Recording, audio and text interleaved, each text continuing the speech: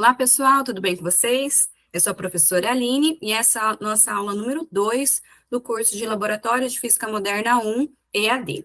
Bom, no experimento de hoje, a gente vai estudar o interferômetro de Machson.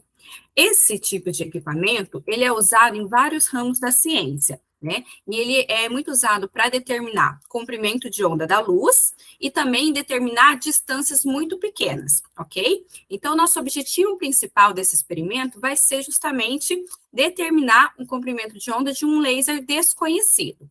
Mas antes disso, a gente vai fazer uma calibração, ou seja, a gente vai determinar a distância, né, uma distância desconhecida. Então, a gente vai realizar, né, as duas funcionalidades do interferômetro. Além disso, a gente também consegue, através desse equipamento, medir também o índice de refração do ar, perfeito? Então, vamos lá. Para a gente entender o funcionamento de um interferômetro, a gente precisa entender também, né, antes disso, o fenômeno de interferência, tá? A interferência é um fenômeno que acontece com qualquer tipo de onda, na verdade, com todos os tipos de onda. Não sejam as ondas mecânicas, né? Por exemplo, as ondas sonoras, as ondas do mar, as ondas numa corda. Então, são ondas que precisam de um meio para se propagar, a gente chama de ondas mecânicas. Mas a interferência acontece com qualquer tipo de onda. Então, ela também vai acontecer com as ondas eletromagnéticas. Então, as ondas luminosas, né, a luz visível, ela está no espectro, né, ela faz um pedacinho do espectro eletromagnético. Né? Então, o que é o espectro eletromagnético? São oscilações do campo elétrico e magnético. E a gente tem, né, dentro de uma faixa de comprimento de onda, a luz visível, perfeito? Bom, então a gente vai estudar a interferência que acontece, né? Então, é um fenômeno que acontece com qualquer tipo de onda. Para a gente entender a interferência, a gente precisa entender alguns aspectos de ondulatória, né? Então, uma das características de uma onda é a sua fase, né? Assim como a gente pode falar da fase da Lua, né, que tem a Lua crescente, minguante, Lua nova, a gente pode pensar, então, a fase de uma onda, como também o momento que a onda está passando, né? Então, a gente pode pensar, né, as fases da Lua, então a Lua está naquele momento crescente, né, passa uma semana, ela já vai mudar a sua fase, né, ela vai mudando com o tempo. Então, a mesma coisa acontece com a onda, né, ela vai estar em momento diferente, né, então, por exemplo, aqui, ó, eu tenho ondas, né, eu tenho exemplos aqui de 4 ondas. Todas essas ondas possuem o mesmo comprimento de onda, ou seja, essa distância entre uma crista e a outra é igual, pode perceber, né? Então, todas elas possuem o mesmo comprimento de onda e possuem também a mesma amplitude. O que é a amplitude? É a distância desse ponto até o ponto máximo, tá? Então, essa é a amplitude da onda. Então, nós temos 4 ondas com a mesma amplitude e o mesmo comprimento de onda. O que está diferenciando essas 4 ondas? É justamente o seu momento, né? Então, por exemplo, no momento que a gente está observando. Então, aqui, né, exatamente no eixo Y, por exemplo, eu estou pegando a onda no seu valor mínimo, perfeito? Nesse ponto aqui, eu estou pegando a onda ela no seu valor igual a zero. Nesse outro momento aqui, eu estou pegando a onda no seu valor máximo, perfeito? Então, eu estou vendo que a onda, ela está em momentos diferentes. Então, quem dá, né, essa informação é a fase da onda, perfeito? Quando a gente tem ondas com a mesma fase, ou seja, eu tenho aqui, por exemplo, 1, 2, 3, 4, 5 ondas. Essas 5 ondas estão andando juntinhas, perfeito? Ó, enquanto a onda 1 está no seu máximo, a onda 2 também, a 3 e assim por diante. Então, todas elas estão se propagando de uma maneira coerente, tá? Então, elas estão em fase. Já nesse segundo exemplo, as ondas, elas estão fora de fase. Então, aqui, enquanto a minha primeira onda está no máximo, a segunda aqui está em outro momento, essa daqui já está no mínimo, e assim por diante. Então, a gente tem que essas ondas aqui, nesse segundo exemplo, estão fora de fase, perfeito? E o que isso tem a ver com a interferência, né? Então, a interferência acontece justamente quando a gente tem duas ondas se propagando no mesmo ponto do espaço, né? Então, a gente vai ter a sobreposição dessas ondas, né? E como que vai ser o resultado dessa sobreposição? Então, a gente vai precisar entender qual que vai ser as fases dela, né? Então, por exemplo, aqui, eu tenho duas ondas, né? Vamos pegar uma forma mais simples, onde eu tenho duas ondas com a mesma amplitude e com o mesmo comprimento de onda, perfeito? Então, essas duas ondas, por exemplo, elas vão se sobrepor, né? Então, por exemplo, a onda rosa, vamos dar um exemplo aqui que ela tem amplitude de 1. E a onda azul, igual também amplitude de 1. 1 mais 1 dá 2. Então, a sobreposição dessas ondas vai me gerar uma terceira onda, tá? Que vai ser a interferência dessas duas. Então, nesse ponto aqui, onde a onda rosa valia 1 e a onda azul valia 1, eu vou somar esses valores. Então, vai valer 2. Então, olha aqui, nesse ponto, né? Agora eu tenho uma terceira onda com a sua amplitude valendo 2, perfeito? Então, gente, em cada pontinho aqui, a gente vai somar os seus valores, perfeito? Vai somar os seus valores e a gente vai obter, então, a onda resultante dessa interferência, tá? Quando a gente tem que as duas ondas, né, elas estão fora de fase, completamente fora de fase, o que isso significa? Quando uma está no máximo, a outra está no mínimo, tá? Então, se uma está no máximo, por exemplo, aqui a onda azul está valendo 1, a onda rosa está valendo menos 1. Mais 1 menos 1 dá 0. Então, a gente obtém aqui 0. Aqui, por exemplo, vale meio, mais meio, menos meio, dá 0. Então, a gente tem 0, ó, somando todos os pontinhos aqui das duas, a gente vai ter 0 em todo o caminho. Então, nesse caso, a interferência, a gente chama de uma interferência totalmente destrutiva, porque ela destrói o sinal das duas ondas iniciais, ok? Então, aqui a gente tem, né, quando elas possuem a mesma fase, uma interferência totalmente construtiva. Quando elas estão fora de fase, ou seja, né, completamente fora de fase, né, ou seja, uma está no máximo enquanto a outra está no mínimo, a gente tem uma interferência totalmente destrutiva. Mas o mais comum de acontecer é esse tipo de interferência aqui, né, onde elas não estão nem nessa condição e nem nessa, ela está numa condição intermediária. Então, a gente tem uma interferência intermediária, perfeito? Então, a fase aqui, a diferença de fase, vai ser, né, um valor entre, então, um valor inteiro de comprimento de onda e semi-inteiro, ok? Bom, com isso, né, então a gente entendeu o fenômeno de interferência. Então, a interferência é uma coisa que acontece com ondas, perfeito? Qualquer tipo de onda tem interferência. Se, por exemplo, lá, né, os cientistas atualmente estão estudando um fenômeno que eles não compreendem muito bem, mas percebe que esse fenômeno apresenta um aspecto, né, de interferência, né, ele está sujeito ao fenômeno de interferência. Então, eles conseguem comprovar, eles conseguem, comprovar não é a palavra, eles conseguem afirmar que aquele fenômeno que eles estão estudando se trata de uma onda, ok?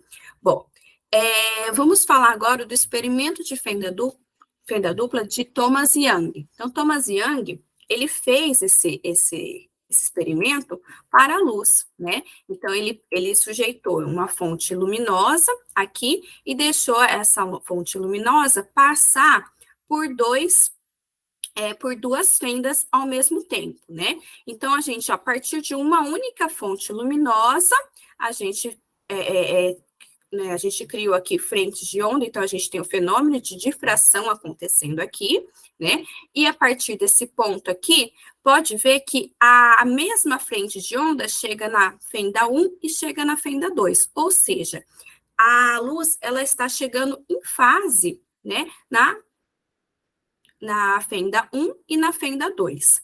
Nesse ponto, né, nessa fenda 1 e 2, acontece novamente o fenômeno de difração. tá? O que é difração? Difração é a capacidade de uma onda, a capacidade que uma onda tem de contornar obstáculos, tá? Então, aqui, a difração, isso vai acontecer quando o obstáculo ele tem dimensões comparáveis com o seu comprimento de onda. Então, a gente consegue ver, ela consegue contornar, então, que pode ser uma fenda ou pode ser um obstáculo, uma pedrinha, né, um muro, alguma coisa desse tipo, tá? Bom, então a gente tem aqui a difração acontecendo na fenda 1 e na fenda 2, e a gente tem, então, a propagação aqui, né, da onda 1 e da onda 2. O que a gente percebe, então? Ao longo, né, desse espaço entre o anteparo B e a tela de observação, a gente pode ver que ocorre a sobreposição do feixe, né, da minha onda luminosa S1 e da minha onda luminosa S2. Então, em toda essa região do espaço, está acontecendo a interferência entre a onda S1 e a onda S2. Quando a gente coloca uma tela, né, então interrompe esse caminho, coloca uma tela para observar essas ondas, a gente enxerga esse padrão aqui. Então, esse padrão aqui é o padrão conhecido como padrão de interferência, perfeito? Então, a gente tem aqui franjas claras e franjas escuras. As franjas claras são onde acontece a minha interferência totalmente construtiva. Então, aqui, exatamente no meio, no meu máximo, totalmente construtiva.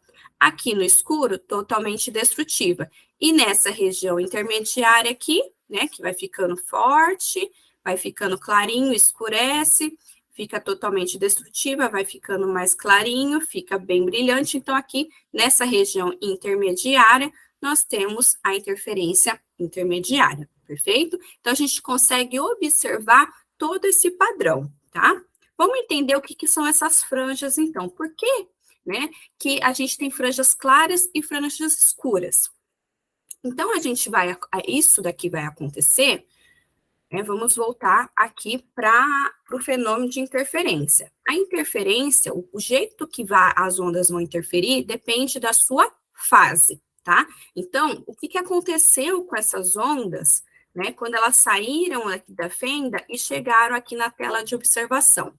Então, a gente vai observar que as ondas aqui da fenda 1 e fenda 2 andaram caminhos diferentes, tá? Então, vamos ver aqui esse primeiro caso. Nesse primeiro caso, a onda S1 andou o mesmo tanto que a onda S2.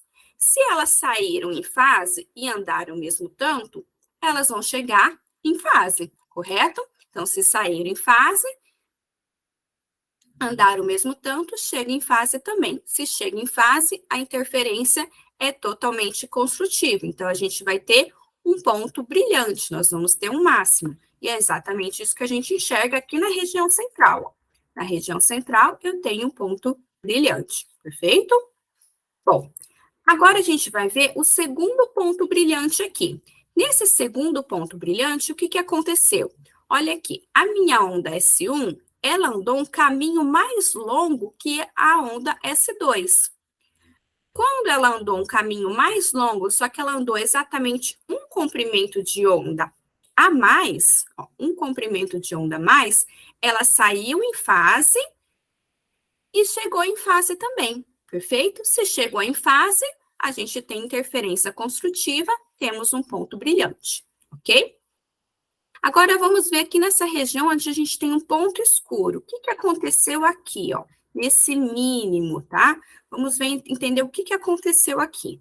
Nesse ponto, a onda S1, ela andou a mais do que a onda S2. No entanto, ela andou exatamente meio comprimento de onda a mais do que S2. Então, elas chegaram completamente fora de fase. Então, a gente tem uma interferência totalmente destrutiva. Totalmente destrutiva, a gente destrói totalmente a luminosidade, né? A onda luminosa. Então, a gente vai ter um ponto preto, um ponto escuro, porque não vai chegar luz nenhuma ali, ok? A gente vai ter, né, a interferência vai ser totalmente destrutiva, perfeito?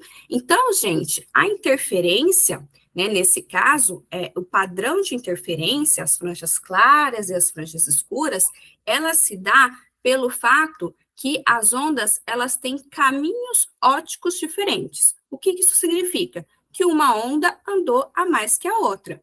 Esse tantinho que uma onda andou a mais que a outra é o que vai determinar como a interferência vai acontecer lá na minha tela de observação. Perfeito? Bom, com isso em mente, a gente vai agora entender como que funciona o interferômetro, né? Então, o interferômetro é um instrumento que a gente usa o fenômeno de interferência, né, para determinar ali, né, nesse caso, a gente vai determinar o comprimento de onda desconhecido. Então, vamos entender como que funciona esse equipamento.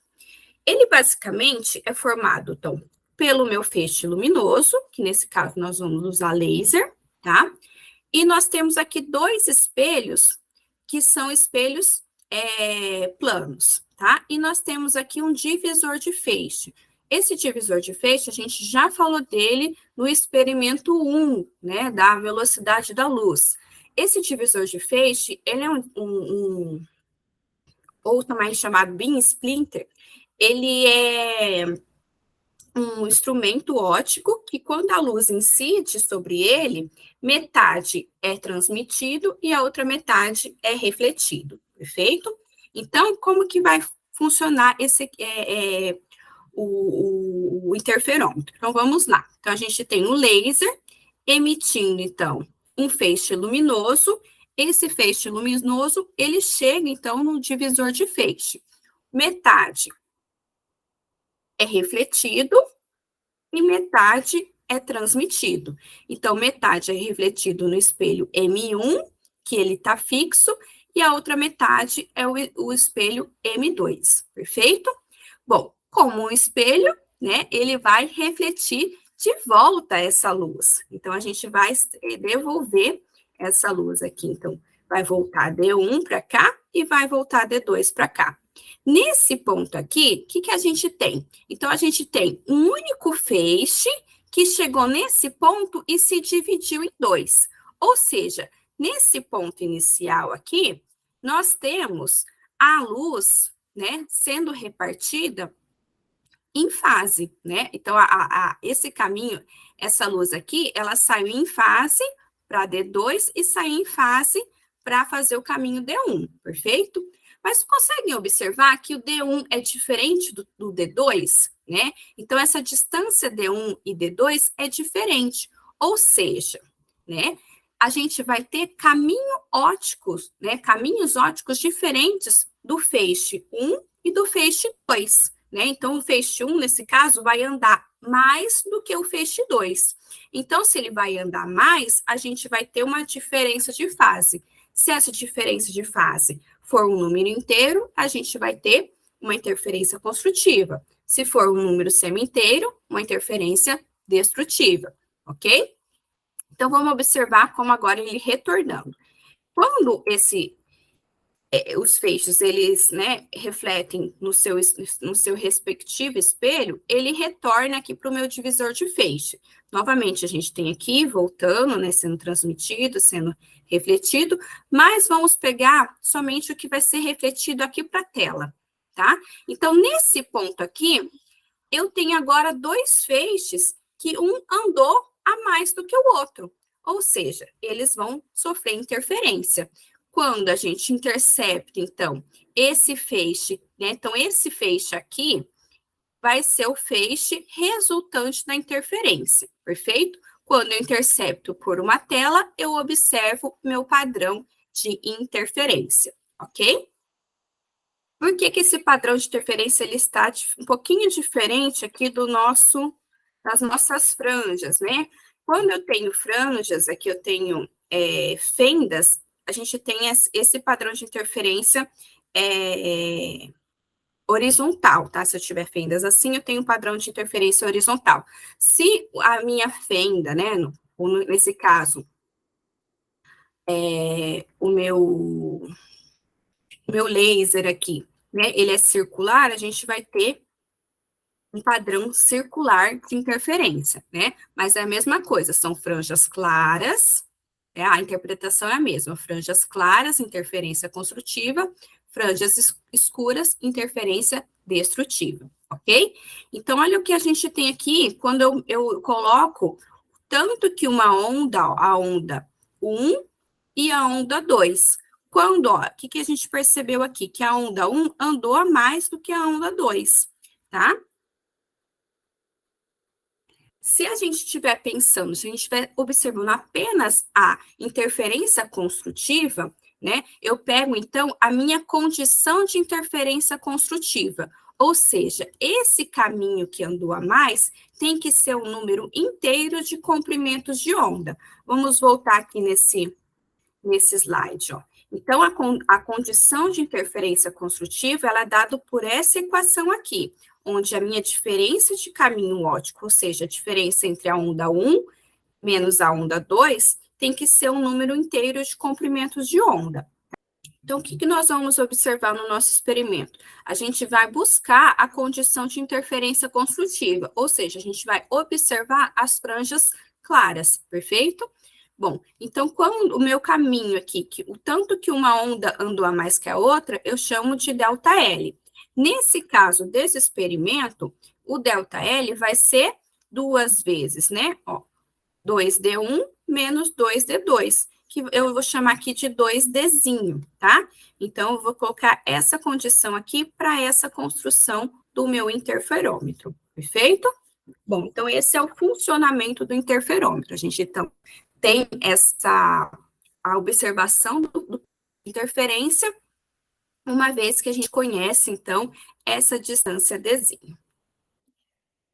Bom, o que nós vamos fazer agora? Nós vamos agora mudar o comprimento da onda, desculpa, a gente vai mudar o caminho óptico da onda 2. O que a gente vai fazer? A gente vai encurtar esse caminho aqui, ok? Então, a gente vai encurtar o caminho da onda 2.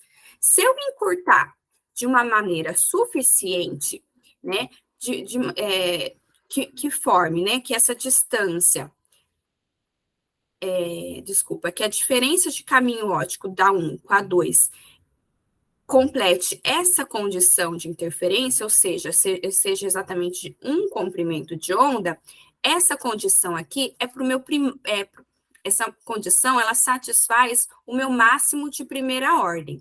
Então, o que eu vou observar quando eu saio dessa condição e entro nessa condição aqui, né? Então, eu fui mexendo o meu espelho móvel. Então, vamos ver aqui que eu tenho espelho fixo e eu estou mudando apenas a posição do meu espelho 2. Eu estou encurtando esse caminho, tá? Quando eu encurto e a condição de interferência cai nessa condição aqui do primeiro máximo, de máximo de primeira ordem, o que eu vou observar lá na minha tela?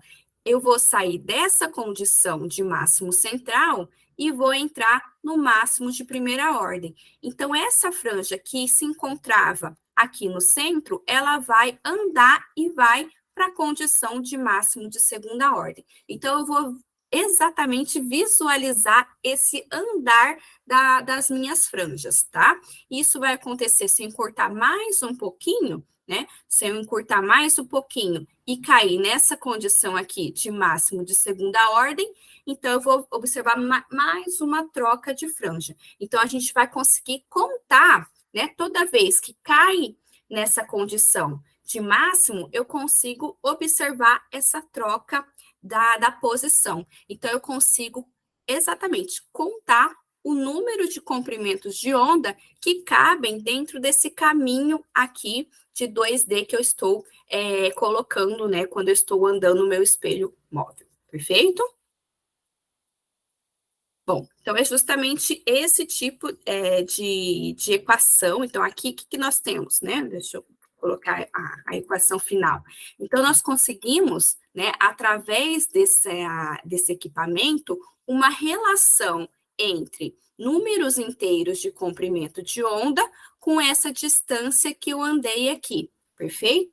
Ou seja, eu tenho, uma vez que eu conheço o comprimento de onda, né, e consigo contar esses números de troca de franja, né, que vai ser o meu número N, Então, uma vez que eu conto esse número de franjas e conheço o meu comprimento de onda, eu consigo determinar essa distância.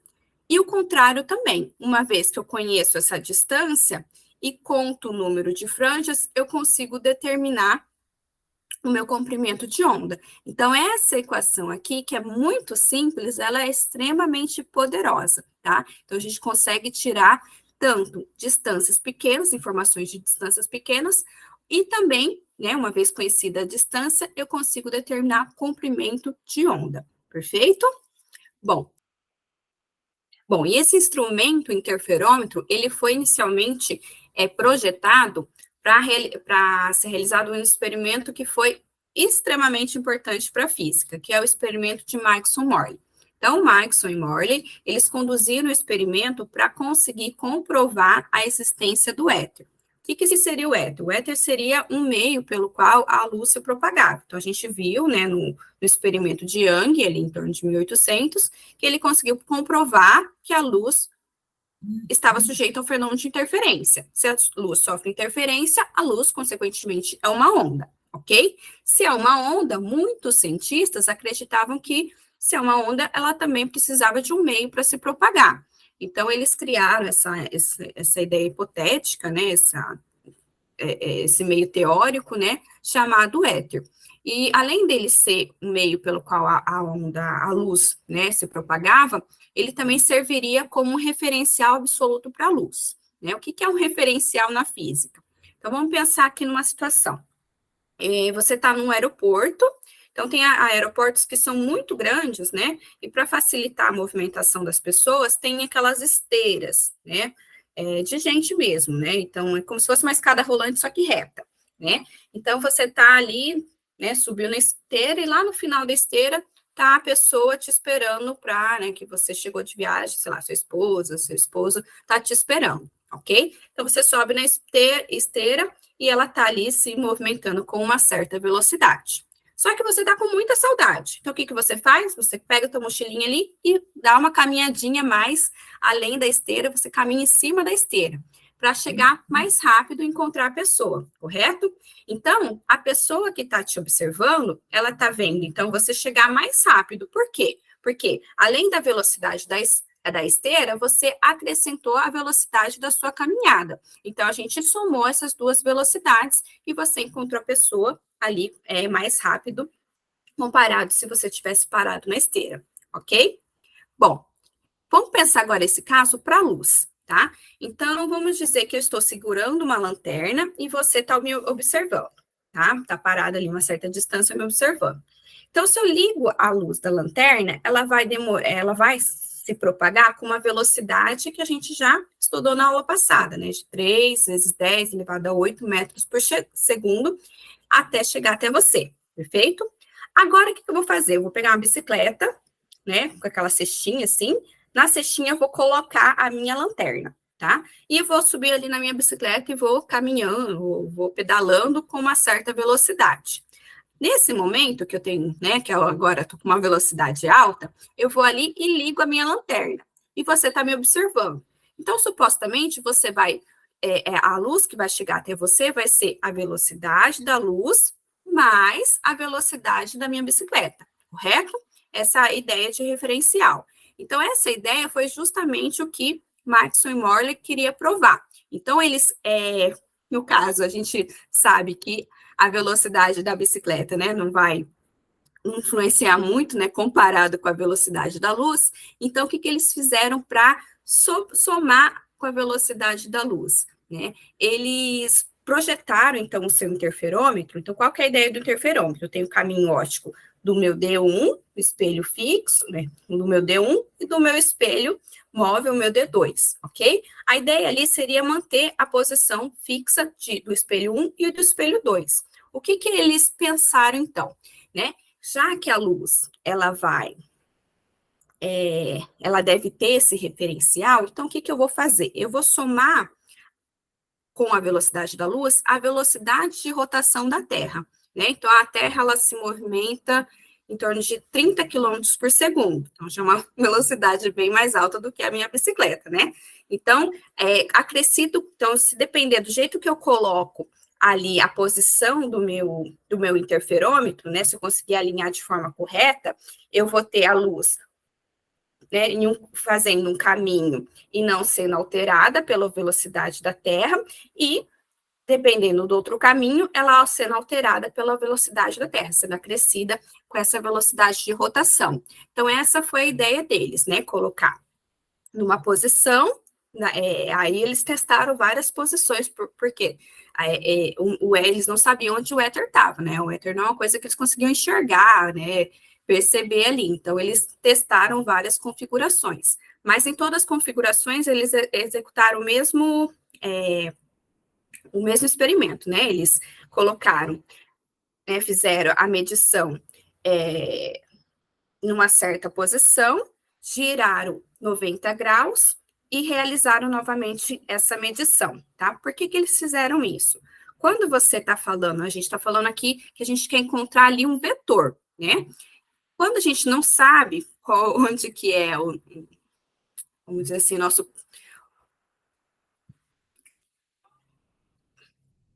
vamos dizer que a gente não conseguiu definir o nosso plano cartesiano, mas a gente quer enxergar apenas o vetor. Então, o que a gente faz? A gente gira, né, e coleta em uma direção, gira 90 graus. Com isso, eu consigo, vamos dizer assim, construir o meu plano cartesiano para eu conseguir enxergar esse vetor, ok? Então, a gente consegue aumentar o sinal, né, na prática, seria aumentar o sinal, né, dessa mudança de caminho óptico da luz, quando ela vai em um caminho, e em relação a outro caminho, caminho D1 com o caminho D2. Bom, e eles executaram esse experimento por diversas vezes, em diversas configurações, em diversas épocas do ano, né, para pegar a rotação da Terra de um jeito ou do outro, e eles chegaram na conclusão que não existe o éter. Então, imagina a frustração deles, né, eles construíram um equipamento, realizaram diversas vezes, né, o experimento para provar justamente o contrário que eles estavam pretendendo fazer, né? Mas como ciência, né? Como eles eram cientistas sérios, né? Eles aceitaram os fatos, né? E conseguiram então mostrar que na verdade não existe éter, né? Então a luz, independente da posição, se ela está exatamente andando junto com a velocidade de rotação da Terra ou não, a luz sempre vai andar com a mesma velocidade. Gente, e essa conclusão desse experimento foi extremamente importante para a física moderna, né? Então, essa ideia que a luz, né, ela é invariante, ela sempre vai ter uma velocidade constante, independente do referencial, é um dos postulados da relatividade de Einstein. Então, ela veio aí, anos mais tarde, ser justamente um postulado da teoria da relatividade de Einstein. Perfeito? Bom, então vamos agora para o nosso experimento, né? Para realizar esse experimento, a gente usa um kit experimental da PASCO. Então, a gente já tem aqui o interferômetro, onde a gente tem os nossos componentes, né? O nosso divisor de feixe, o nosso espelho fixo e o nosso espelho móvel, que vem com todo esse aparato aqui, que ele está conectado com o micrômetro. Então, aqui no micrômetro, eu vou girar e eu vou arrastar esse espelho mais para frente, ok? Então, eu vou mudar a distância de caminho aqui, vai ficar fixo, e aqui eu consigo movimentar essa distância entre o divisor de feixes e o espelho M2, perfeito? Bom, para a gente começar esse experimento, né, assim como lá no experimento 1, a gente precisa fazer todo um alinhamento, né? Então, a gente tem um laser que vai passar por vários elementos ópticos, então a gente precisa fazer o alinhamento. Então, aqui a gente coloca, né, começa com o micrômetro na posição 0. Quando ele está na posição 0, a minha distância D1 fica igual à distância D2, tá? Distância D1 igual à distância D2. A gente vai começar nessa condição. Bom, feito isso, nós vamos fazer o alinhamento agora do feixe, tá? Então, inicialmente, a gente vai usar a gente executa primeiro o experimento com o laser vermelho, que é de hélio neônio, tá? Depois a gente troca para o laser verde, que é de diodo, tá? Mas a gente realiza o alinhamento para os dois. Então, eu estou mostrando o alinhamento da segunda parte, tá? Então, nesse alinhamento, eu preciso que a luz que passa por todo o caminho aqui, passa pelo espelho M2, ele retorne, né, ele esteja na linha aqui e retorne rente ao meu laser que saiu. Então, ele tem que ir e voltar, perfeito? Feito isso, eu coloco o meu beam splitter, né, o divisor de feixes, aqui no 45 graus. Quando eu coloco ele 45 graus, agora, além de ter o meu feixe transmitido, eu tenho um feixe refletido, ok? E a gente vai ter, então, aqui na tela, né, nesse caso, está mirando aqui na parede, a gente consegue visualizar os dois feixes. Como a gente quer o quê? A interferência dos dois, a gente precisa sobrepor os dois. Então, a gente faz os ajustes usando aqui, né, esses parafusos aqui do espelho M1. Então, a gente ajusta para coincidir os dois feixes, ok? Feito isso, a gente coloca agora uma lente convergente bem aqui na frente do nosso laser, que ele vai ampliar o nosso sinal. Então, a gente consegue ver um sinal mais claro aqui de interferência, perfeito? Bom, o nosso experimento ele vai ser conduzido em duas partes. A primeira parte vai ser determinar o comprimento de onda desconhecido do laser verde. Então, para isso, a gente faz a calibração, que é a parte A, e a parte B, que é justamente encontrar o comprimento de onda.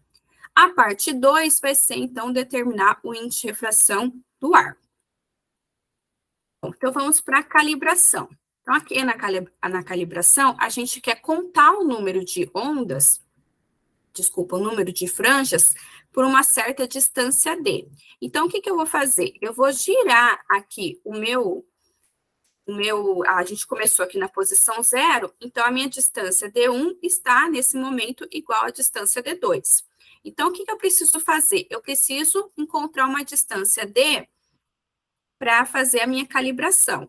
Então, eu vou dar 10 voltas, 10 voltas não, eu vou andar 10 unidades aqui no meu micrômetro e vou determinar essa distância de experimental. Então, vamos lá, essa é a nossa primeira parte. Então, para facilitar a visualização, nós vamos colocar uma folha de papel branco e vamos fazer a marcação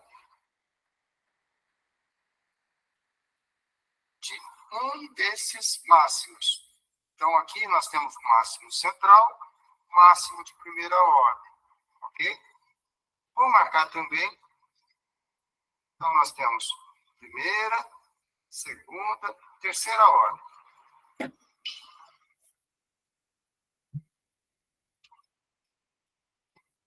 Tudo bem, pessoal? Feita a marcação das franjas de interferência, que são pontos de interferência, nós vamos girar o micrômetro para deslocar o espelho. E vamos contar o número de vezes que as franjas de interferência trocam de posição. Então, vamos lá? Girar.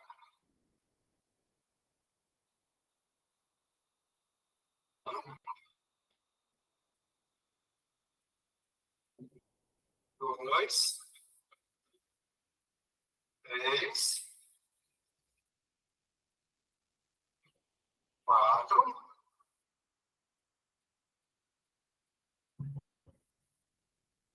cinco, seis, sete,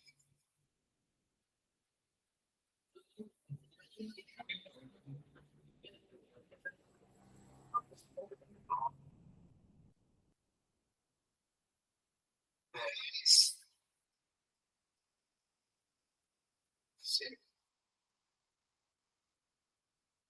11,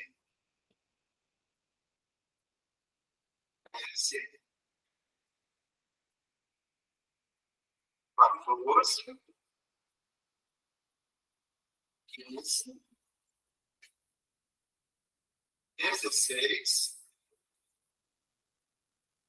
17, 18, 19, 20, 21, 22, 23, 24, 25, 26, 27, 28, 29. É isso. Nós temos que, quando nós deslocamos 10 unidades por micrômetro, ocorreram 29 trocas de posição das franjas de interferência. Certo? Então, no vídeo, a gente conseguiu observar que, então, para um deslocamento de 10 unidades do micrômetro, nós contamos 29 trocas de franja, ou seja, a gente tem 29 comprimentos de onda inteiros dentro de 10 unidades do micrômetro, ok? Então, agora a gente vai usar a nossa equação, aqui nossa equação, para determinar, então, essa distância aqui. Então, uma vez conhecido o comprimento de onda, então, o comprimento de onda desse laser deixa eu ver, de hélio neônio é 632,8 nanômetros, tá? Então, se eu conheço o meu comprimento de onda, e eu consegui contar o meu número de franjas, que deu 29. Então, eu substituo aqui na equação,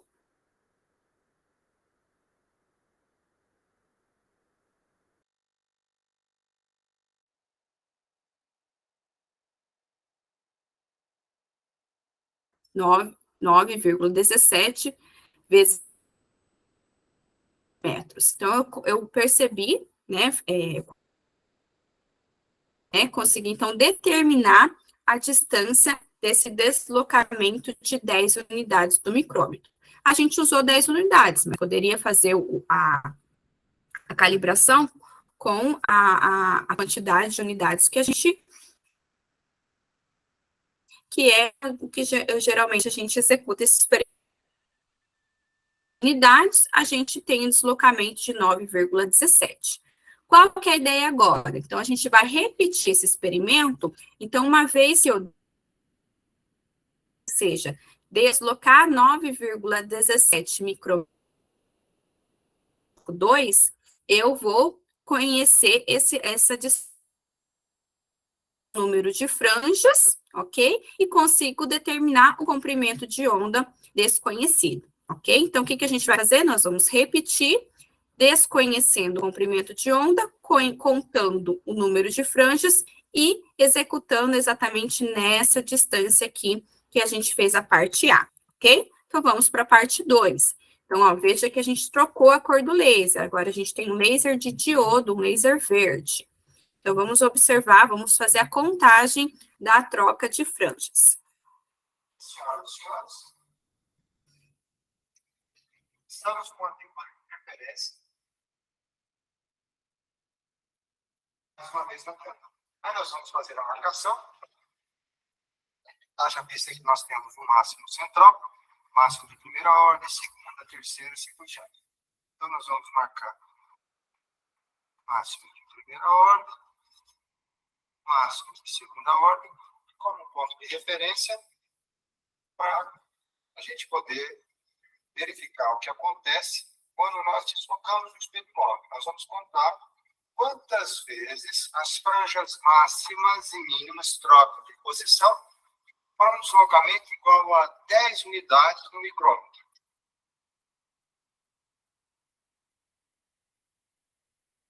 Então, vamos lá.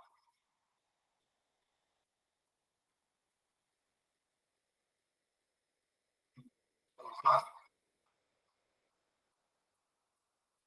2,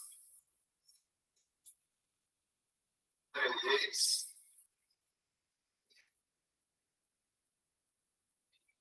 4,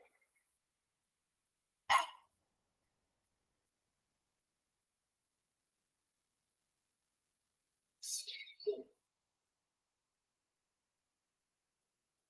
6, 7, 8, 9, 10, 11, 12, 13, 14, 15, 16, 17, 18, 19, 20, 21, 22, 23, 24, 25, 26, 27, 28, 29, 30, 31, 32,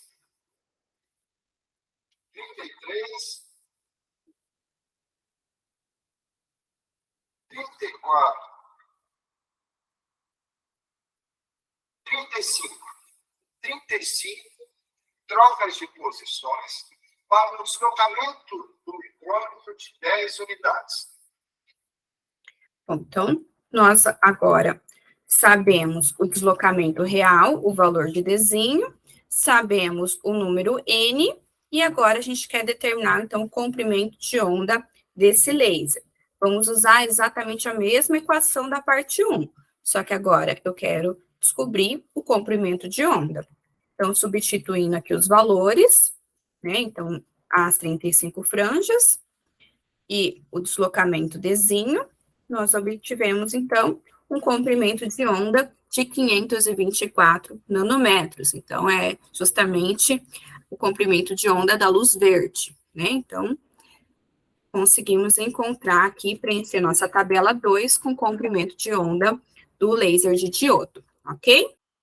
Vamos agora para a nossa parte 2. Então, agora, nós vamos determinar o índice de refração do ar, mudando o caminho óptico, mas não mudando a distância D2, como a gente fez na parte 1.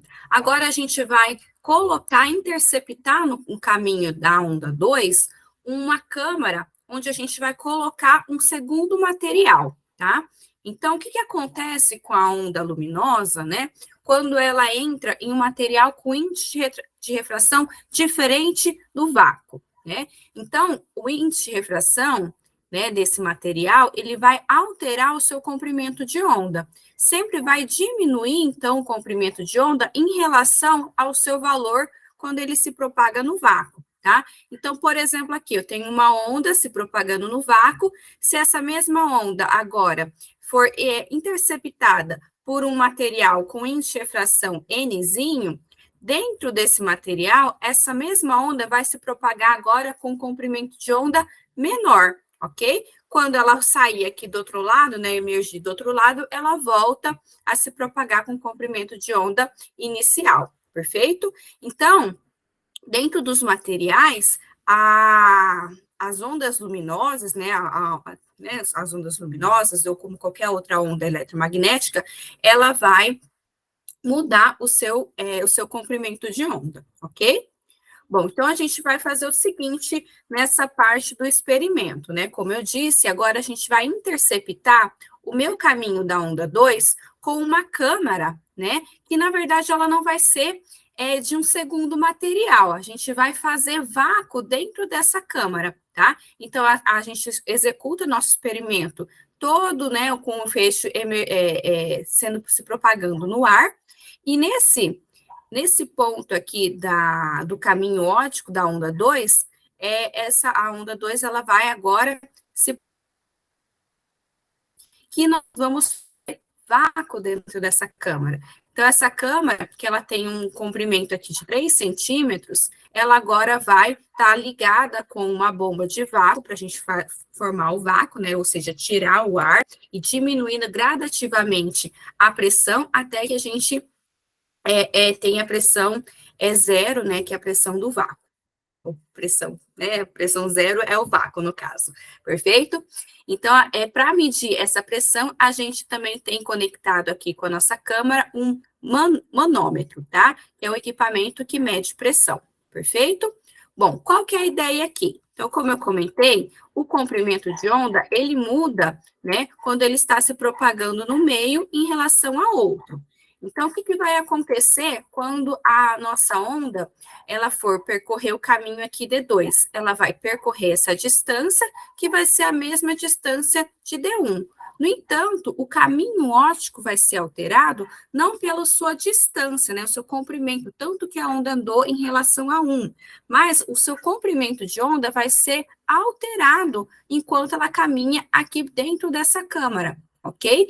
Se esse comprimento de onda, né, essa diferença de caminho óptico entre a onda 1 e a onda 2, né, for de números inteiros de comprimento de onda, a gente cai exatamente na condição de interferência construtiva, da mesma forma como a gente fez na parte 1. E a gente vai contando, né, toda vez que a gente tem, então, uma condição construtiva, a gente tem uma troca de franja. A gente vai contando essa troca de franja conforme a gente vai alterando a pressão aqui dentro dessa câmara, tá? Então, a pressão dessa câmara vai alterar quantos comprimentos de onda, né, cabem aqui dentro. Então, vai alterar, né, a onda 2 em relação à onda 1. Então, vai gerar a interferência, perfeito?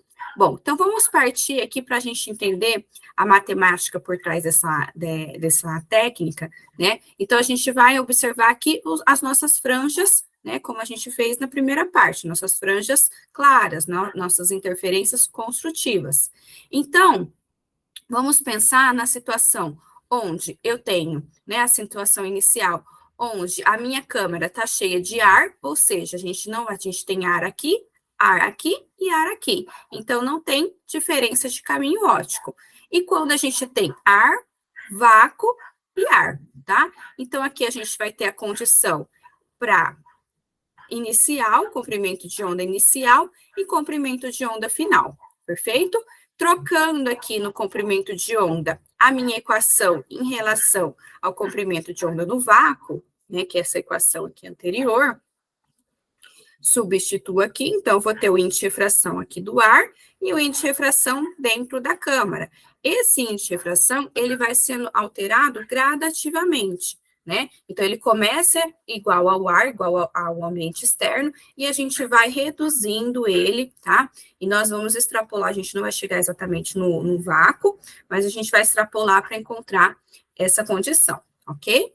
Então, aqui, trabalhando nas minhas equações, né? Eu chego, então, eu estabeleço essa condição inicial, a condição final. Então, a troca de franjas aqui entre a minha condição inicial e final estabelece, né, essa condição aqui entre os índices de refração final e inicial, ok? Então, aqui, a minha troca de franjas ΔN vai ser satisfeita por essa condição. Bom, nessa situação aqui, eu vou trabalhar nessa equação fazendo um artifício matemático, né? A gente sempre pode multiplicar as coisas por 1. Então, eu vou multiplicar aqui por 1, né? Então, eu pego meu pressão inicial menos final, dividido por pressão final, inicial menos final. Jogo aqui para cá, tá? Ou também, né, a mesma coisa que eu multiplicar num lado da equação, eu multiplico do outro. Isso não altera a nossa equação. Mas ela vai me trazer informações, né? Eu vou conseguir trabalhar informações importantes quando eu aplico esse artifício matemático. Olha aqui agora, eu coloco, então, aqui dentro da minha equação, a minha informação da diferença de pressão, tá? Então, eu tenho aqui, ó, deixa eu aqui. Pressão inicial e pressão final. Então, inicialmente, lá na minha câmara, a gente está completo com ar, tá? Então, a pressão dentro da câmara é exatamente igual à pressão atmosférica fora da câmara, que é de 76 centímetros de mercúrio, tá?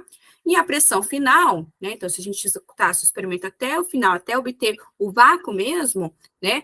A pressão do vácuo é zero, ou seja, né? A gente não tem nenhum material ali, então a densidade do ar é zero, e a gente vai ter que a pressão. Além disso, consideração a fazer, que é como a gente faz a leitura no manômetro, tá? Então, o manômetro, ele vai me dar a informação da pressão atmosférica somada com a pressão absoluta, tá?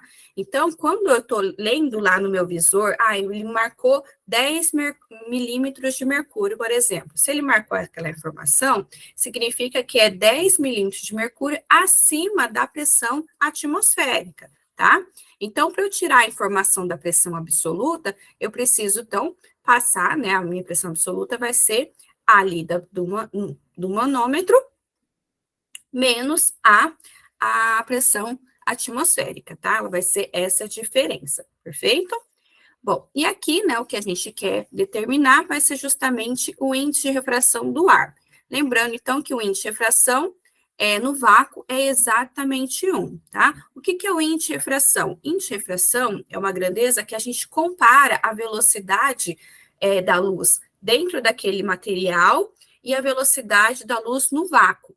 Então, no vácuo, a gente compara, né, vácuo, a velocidade no vácuo dividido pelo material que é vácuo, vai dar 1, ok? Para qualquer outro material, a velocidade vai ser menor, tá? Então, se a velocidade vai ser menor, esse índice de refração, ele é maior que 1, ok? Por isso que eu posso afirmar essa condição aqui, que dentro de qualquer outro material, né, com índice de refração N, como N é maior que 1, ele sempre vai reduzir o comprimento de onda no vácuo. Então, o vácuo é o comprimento de onda maior, dentro do material, o comprimento vai ser reduzido, tá? Aplicando essas informações aqui na minha equação, eu chego, então, nessa relação aqui, tá? Onde o meu objeto de estudo, né, o que eu desejo encontrar, que é o índice de refração da atmosfera, ou seja, do ar, né, vai ser uma unidade mais todas essas grandezas multiplicado pela a pressão atmosférica. Então, a pressão que eu estou analisando, o índice de refração do ar nesse momento que eu estou analisando, vezes a pressão desse momento do ar que eu estou analisando, ok? Bom, com isso, a gente tem, então, uma relação, uma equação da reta aqui, né? Uma relação linear entre o índice de refração e a pressão absoluta, tá? Então, o índice de refração, ele, conforme, né, para pressões baixas, essa relação, ela super funciona, tá? Então, a gente tem aqui, para índice de refração, uma relação linear com a pressão absoluta. Então, conforme a gente vai aumentando a pressão, a gente vai aumentando o índice de refração, tá? Então, olha aqui a condição inicial. Na condição inicial, a minha pressão absoluta é zero, tá? Ou seja, é o vácuo. Perfeito? No vácuo, índice de refração, isso daqui vai a zero, fica N igual a 1. Perfeito?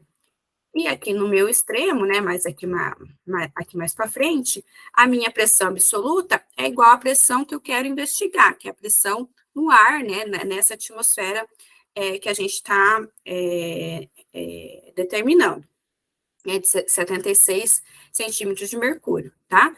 Quando isso acontecer, a minha pressão lida no manômetro vai ser de zero, tá? Então, nessa condição, o meu índice de refração vai ser o índice de refração do ar. Feito? Bom, então, o que nós vamos fazer? Né? Nós vamos contar, né, as trocas de franjas para determinadas diferenças aqui de pressão, tá? Então, o que nós vamos fazer? Nós vamos pegar o nosso manômetro, nós vamos partir, então, da pressão igual à pressão atmosférica. E nós vamos reduzir a pressão dentro da câmara em 10 acho que em 10 centímetros de mercúrio. Eu sei que a gente vai andando de 10 em 10. Dentro dessa diferença de pressão de 10, a gente vai contar quantas franjas nós observamos, tá? Quantas trocas de franjas nós observamos. Vamos agora contar mais 10, né? Então, vai ser 20 a partir do início. Então, vamos contar novamente, vamos continuar a nossa contagem. E a gente vai coletando, então, pontos para gerar essa reta aqui, perfeito? Essa reta... Opa! Essa reta, então, ela vai, o coeficiente angular dessa reta, né, é o quê? A tangente, ou seja, esse vai ser o meu ΔN dividido pelo meu ΔP. Então, ΔN vezes o ΔP dessa equação aqui, eu vou determinar experimentalmente. Esse comprimento de onda aqui, eu já vou saber, porque a gente vai usar um comprimento de onda conhecido. O meu comprimento L aqui vai ser justamente a distância aqui da minha câmara, o tanto que a minha onda anda dentro desse material diferente, né, que nesse caso vai ser esse ar rarefeito, né, até chegar no vácuo. Então, aqui vai ser de 3 centímetros, e a pressão atmosférica. Ou seja, esse eu conheço, esse eu conheço, esse eu conheço, e essa razão aqui, ΔN e ΔP, eu vou tirar dessa equação da reta aqui que eu vou obter experimentalmente, ok? Bom, então vamos para o nosso último vídeo, né? Que é a coleta, então, da parte 2. Então, vamos lá. Vamos aplicando o vácuo e contando a troca de franjas, correto? Então... Só uma informação, nesse ponto, na condição inicial, né, como o nosso manômetro ele está descalibrado, então ele deveria medir aqui 0, né? Então, a leitura do manômetro deveria ser 0, para coincidir a pressão do manômetro com a pressão atmosférica. Só que ele está medindo inicialmente 10, né? 10 centímetros de mercúrio. Esse é porque o nosso manômetro está descalibrado. Então, a gente vai desconsiderar essa descalibração. Essa palavra existe, né? Não sei. Então, a gente vai considerar aqui o 10 como sendo o nosso 0. E assim por diante, ok? Então, vamos lá. 1, 2, 3, 4. 4 franjas. Então, 10 centímetros de mercúrio, 4 franjas. Continuando, então. 5, 6, 7,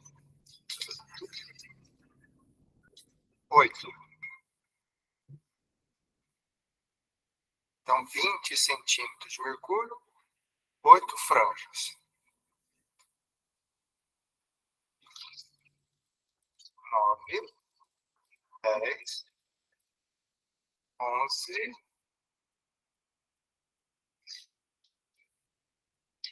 12. Então, 40 centímetros de mercúrio, 30 centímetros de mercúrio, 12.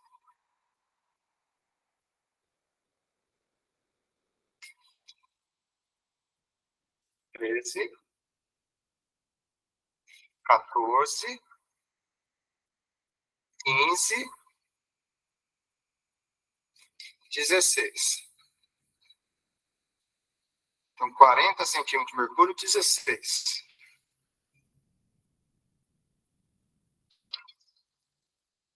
17, 18,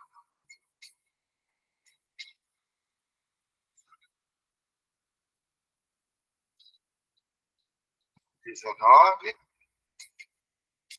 20.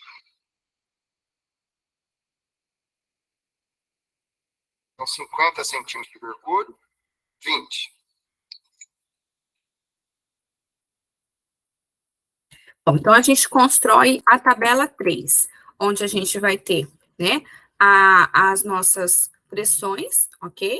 Então, as nossas pressões lidas no manômetro, então, de 0 até 50, e o número de franjas para cada valor de de pressão lida, perfeito? Com isso, a gente vai gerar o nosso gráfico, né? O ΔN por ΔP. Então, aqui é a relação, né? Inicial menos final 10, inicial menos final 20, inicial menos final 30, e assim por diante, ok? Bom, com isso, a gente tira essa equação da reta. Então, como que é a equação da reta? Reta y igual a ax mais b, onde b é o coeficiente linear, que nesse caso é 0. Então, nós temos aqui que o coeficiente angular dessa reta é o valor de 0,4, ok? 0,4. Então, eu vou deixar agora para vocês, lá na atividade número 2, vocês vão calcular o índice de refração do ar, tá? Então, a gente tem essa equação, onde o ΔN sobre o ΔP, vocês vão tirar dessa equação aqui, é só substituir e colocar aqui, ok? Nós temos o valor do comprimento de onda conhecido, então, como vocês viram lá no início do terceiro vídeo, nós usamos o laser vermelho, de comprimento de onda de 632,8 vezes 10 a menos 9, né? Então, nanômetros, ok?